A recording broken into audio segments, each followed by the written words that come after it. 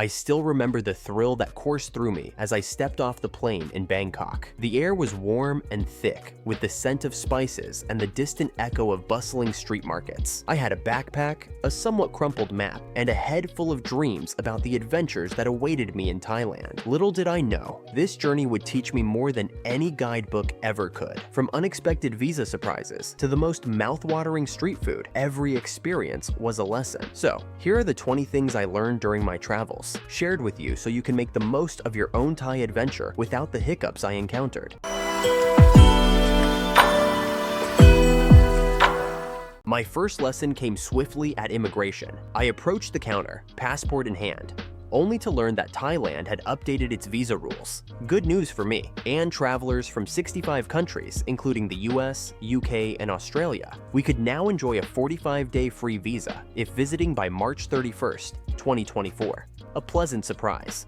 But I also learned that if you plan to stay longer, extensions are straightforward but require some prep work. Copies of your passport, visa stamp, a passport photo, and proof of onward travel. And here's a tip, don't procrastinate. The immigration offices aren't exactly speedy. Once settled, my stomach led the way. The allure of Thai street food was irresistible. For just $1, I savored a plate of pad Thai that danced with flavors. Sweet, spicy, tangy. Green curry warmed my soul, and mango sticky rice became my nightly obsession. I found that the night markets were treasure troves of culinary delights. But a word to the wise, while the food is incredible, be cautious with raw veggies from street carts. Trust me, Bangkok belly is a souvenir you don't want to bring home. In Chiang Mai, I decided to rent a scooter. For around $6 a day, it seemed like the perfect way to explore. The freedom of the open road was exhilarating, that is, until I was pulled over. Without an international driving license, I faced a hefty fine. Lesson learned, Thai police are vigilant, especially with tourists. And as for the roads, rain and gravel are not a rider's friends. After a minor skid that left me with a scraped knee, I understood why so many travelers sport mysterious bandages.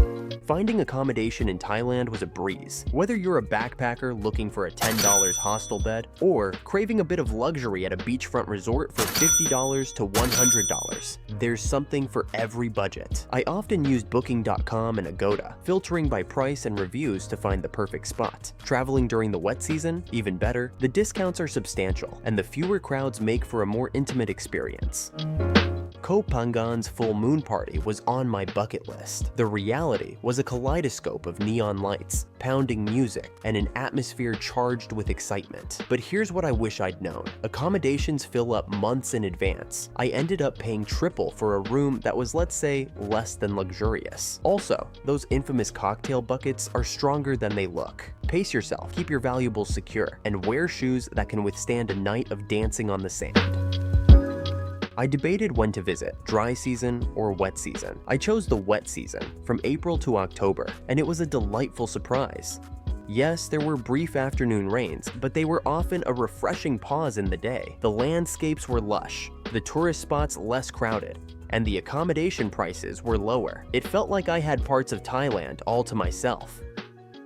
One sunny afternoon in Bangkok, a friendly tuk-tuk driver offered me a city tour for an unbelievably low price. Eagerly, I agreed. The tour quickly detoured into stops at overpriced shops and markets I hadn't planned to visit. I realized that if something seems too good to be true, it probably is. From then on, I stayed vigilant, researching common scams and trusting my gut. Investing in a local SIM card was a game changer. For about $15, I had unlimited data for a month. Navigating unfamiliar streets, booking accommodations, and staying in touch with new friends became effortless. Plus, sharing my experiences in real time with family back home was priceless. Initially, I planned to start in Bangkok and then head south, but after chatting with fellow travelers, I flipped my itinerary. Flying directly to the south, Phuket, and working my way north saved me time and money. I explored the stunning islands first, then immersed myself in the energy of Bangkok, and finally found tranquility in the northern towns of Chiang Mai. Every place I visited felt like a new world. In Koh Phi Phi, I snorkeled in the crystal clear waters of Maya Bay. Phang Nga Bay's limestone cliffs took my breath away. They looked like they were plucked straight from a postcard. Khao Sok National Park offered a serene escape with its floating bungalows and vibrant wildlife. And in Chiang Mai, I wandered through ancient temples and vibrant night markets, even visiting an ethical elephant sanctuary that became a highlight of my trip. Throughout my journey, I was continuously touched by the kindness and hospitality of the Thai people. Their smiles were infectious, and their willingness to help made me feel at home. I learned that respect is deeply ingrained in the culture. Simple gestures, like covering my shoulders and knees when visiting temples and being mindful of local customs, were appreciated. Thailand is a haven for budget travelers. I found that with around $30 a day, I could eat well, find comfortable accommodations, and enjoy various activities. The northern regions, like Chiang Mai and Pai, were even more affordable, allowing me to stretch my budget further and extend my stay. After a few withdrawals, I noticed hefty fees eating into my budget. 220 baht per transaction adds up. I discovered that withdrawing money directly at a bank counter was a fee-free alternative, though it did require my passport and a bit more time. It was a small hassle for significant savings. Getting around Thailand was easier than I anticipated. Local travel agencies dotted every city, making it simple to book buses, ferries, or trains. For shorter trips, I relied on Grab and Bolt apps, which offered fair prices without the need for haggling. It made exploring stress-free. I never thought a convenience store would become a staple of my travel diet, but Thai 7-Elevens are in a league of their own. From delicious ham and cheese toasties to $1 iced coffees that provided respite from the heat, they became my go-to for quick, affordable bites and essentials. Interacting with elephants was a dream of mine. However, I learned that not all establishments treat these gentle giants kindly. I chose to visit an ethical sanctuary where elephants roam freely and are cared for with respect. It was a humbling and joyful experience, made all the better knowing it was ethical. An unfortunate encounter with some questionable street food taught me to be cautious. I started avoiding raw vegetables and sticking to bottled water. Ice, I found out, is generally safe as it's made from purified water. Packing some basic medicines like Imodium became a smart move that saved me from discomfort later on.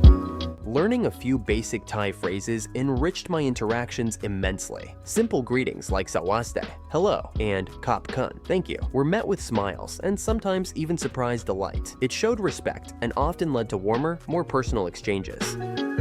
Packing light was essential, especially given Thailand's tropical climate. Breathable clothing was a must, and I was glad I brought a lightweight jacket for the occasional cool evening or rain shower. Remembering to pack modest attire for temple visits was also important. Leaving some extra space in my luggage was wise, because I couldn't resist the treasures found at the night market. Respecting local customs made my journey smoother and more enriching, as it's considered disrespectful. I learned not to touch people's heads and always removed my shoes when entering homes or temples. Being mindful of these practices showed respect and was always appreciated by the locals. As my time in Thailand drew to a close, I realized how much this vibrant country had changed me. It wasn't just about the stunning landscapes or the delicious food. It was the people, the culture, and the myriad experiences that challenged and delighted me at every turn. If you're considering a trip to Thailand in 2024, I hope my stories help you prepare for an unforgettable adventure. Embrace the unexpected, stay open to learning, and most importantly, enjoy every moment. If you found my journey insightful, feel free to share it with others planning their own Thai escapade. And if you have any questions or stories of your own, I'd love to hear them.